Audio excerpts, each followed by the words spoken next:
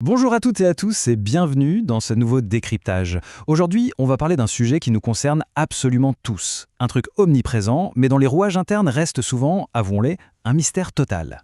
La rémunération. Franchement, pourquoi est-ce qu'un expert en cybersécurité va parfois gagner le double, littéralement le double, d'un architecte, alors qu'ils ont passé exactement le même nombre d'années sur les bancs de la fac? Eh bien, c'est ce qu'on va voir. En s'appuyant sur les toutes dernières données économiques de 2025, on va décortiquer la mécanique cachée qui fabrique un salaire bien au-delà de la simple feuille de papier qu'est le diplôme. Ce qui nous amène à cette question centrale, un peu le fil rouge de notre exploration.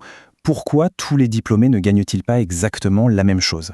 On a tous en tête cette situation, deux étudiants, même promo, même diplôme obtenu le même jour, et pourtant, 5 ans plus tard, leurs fiches de paie n'ont plus rien à voir. L'idée ici, c'est vraiment de tordre le cou à ce mythe très tenace qui voudrait qu'un parcours académique dicte à lui seul toute une destinée financière. Allez, on rentre dans le vif du sujet, on va procéder en 5 étapes. D'abord, on va regarder le pouvoir initial du diplôme, puis on fera la différence cruciale entre formation et qualification. Ensuite, on verra le poids immense du secteur d'activité. On fera un point neutre sur l'écart salarial homme-femme qui persiste, pour finir tout en haut avec les revenus extrêmes du fameux top 1%. On commence donc avec notre première partie, le pouvoir du diplôme, qui reste, on va le voir, la base absolue de la rémunération. Faut se mettre à la place d'un employeur. Au tout début d'une carrière, il ne connaît pas le candidat. Le diplôme s'agit vraiment comme un signal fort, une garantie de base. Et ce signal, il a un prix. Regardons les données de 2025. Le salaire net médian en France, globalement, c'est 2200 € par mois. Mais si on isole les profils niveau master, boum, ça grimpe directement autour de 3500 € net mensuels. C'est quand même un sacré saut. Faire de longues études, ça garantit une véritable prime de départ. Mais là où ça devient vraiment fascinant, c'est quand on regarde la force de frappe des diplômes de prestige. C'est un peu comme un bouclier anti-crise. Même quand le marché galère, ces profils résistent 3 fois mieux, avec un taux d'emploi net qui reste scotché à 80,2% en 2025. Un exemple frappant, les écoles d'ingénieurs. Plus de 90% de leurs diplômés accèdent tout de suite à un poste de cadre. C'est énorme, et c'est même plus haut que les diplômés en management, qui sont à 77,6%. Bref, le prestige académique, c'est un véritable accélérateur.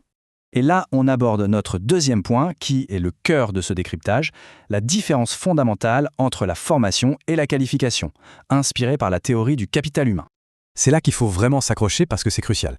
On a souvent tendance à confondre la formation et les qualifications, alors que c'est très différent. La formation, le master par exemple, ça nous fait entrer dans l'entreprise, ça ouvre la porte. Mais ce qui gonfle le chèque à la fin du mois, ce sont les qualifications, c'est-à-dire les compétences actives, l'expérience de terrain et surtout leur rareté. Imaginons quelqu'un avec un master en informatique, c'est sa formation. Mais s'il est l'un des rares experts capables de coder un algorithme d'intelligence artificielle ultra complexe en Python pour de la robotique médicale, ça, c'est une qualification. Et comme c'est extrêmement rare, ça se paie au prix fort. Et le temps joue un rôle magique là-dedans. Au jour zéro, quand on sort de l'école, on a surtout des connaissances théoriques. Entre 1 et 4 ans, on met ça en pratique, avec un salaire junior médian autour de 2000 € net. Mais attendez de voir, après 11 ans de carrière, la médiane passe à 2790 € net. Pourquoi? Parce que le fameux diplôme initial s'est métamorphosé. La personne a acquis des vrais réflexes métiers. Elle sait gérer une crise monumentale. Elle sait négocier de gros contrats. Elle n'est plus seulement formée, elle est devenue hautement qualifiée. Son capital humain a tout simplement explosé. Ce qui nous amène à notre troisième grande variable, l'impact du secteur.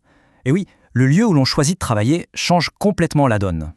Franchement, c'est un truc qu'on sous-estime tout le temps.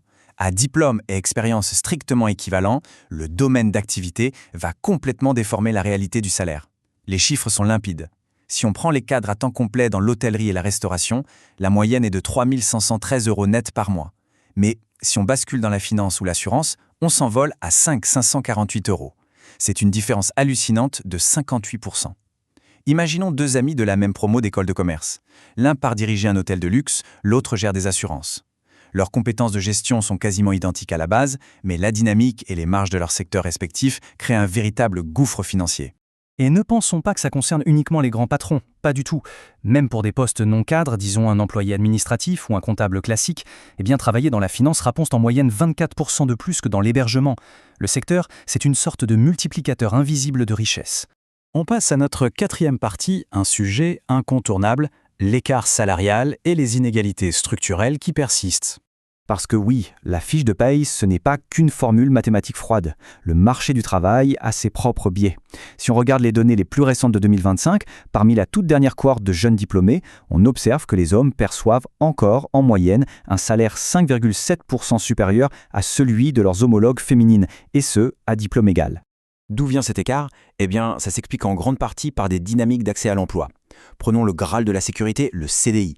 87,4% des hommes diplômés y accèdent, contre 78% des femmes. Cette précarité légèrement accrue, couplée à un accès souvent plus lent au poste de direction pour les femmes, alimente directement le décalage sur la fiche de paye. Alors soyons clairs, il y a une vraie évolution générationnelle. Chez les non-diplômés, par exemple, l'écart était de 24% en 1992 et il est tombé à 11% en 2010. Mais certaines causes profondes résistent. Il y a le choix des filières.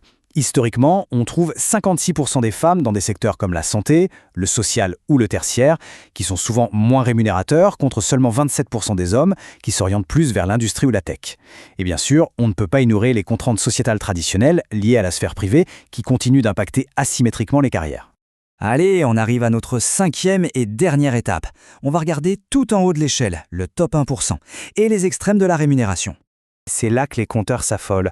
Pour entrer dans ce club ultra fermé du top 1% des salariés du privé en 2025, le ticket d'entrée, c'est un salaire minimum de 10 219 € net par mois. Pour donner un ordre d'idée très clair, c'est tout simplement 7 fois et demi le SMIC. C'est vertigineux.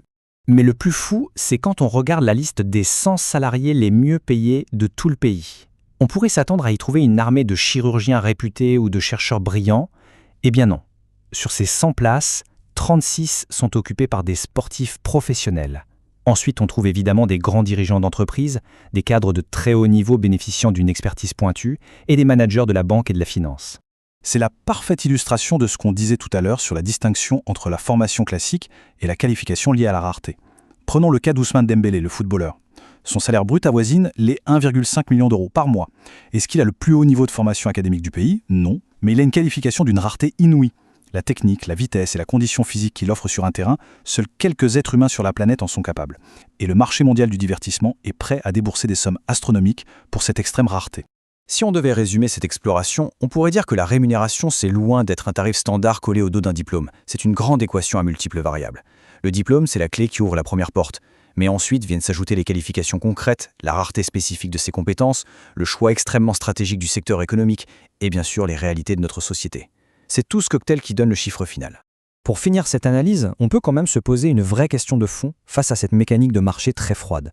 Est-il vraiment juste que la simple rareté de nos compétences détermine notre valeur financière ultime dans la société ? Bien sûr, un profit très rare est très payé, mais est-ce que ça reflète toujours notre réelle utilité sociale au quotidien ? C'est une excellente question à garder dans un coin de sa tête pour la prochaine fois qu'on parlera de salaire. Merci d'avoir suivi ce décryptage détaillé et à très bientôt.